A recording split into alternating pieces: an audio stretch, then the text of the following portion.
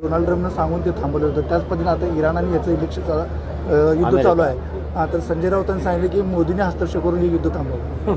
नाही, पहिलं वाक्य तुमचं मला पूर्णपणे अमान्य. भारत पाक युद्धामध्ये डोनाल्ड ट्रम्पने वगैरे काही भूमिका बजावली नाही. एकूणच पुरेसा बदला घेतल्यानंतर शेवटी युद्ध ही लवकर संपवायची असतात. त्याप्रमाणे भारताने निर्णय केला, कोणी डोनाल्ड ट्रम्पने वगैरे काही सांगितलेलं नाही. आणि संजय राऊतांना आता फक्त चंद्र, सूर्य, मंगळ यावरच्या विषयांवरच बोलण्याचं बाकी राहिलं आहे. बाकी सगळ्या विषयांवर ते त्यांची भूमिका, मला आश्चर्य वाटते की सगळ्या विषयावरती ते ठामपणे भूमिका मांडत असतात. मी त्यांचं मनापासून अभिनंदन करतो. दुबईमध्ये काही नागरिक आपले अडकलेले आहेत, सांगली, कुपवाडचे ते.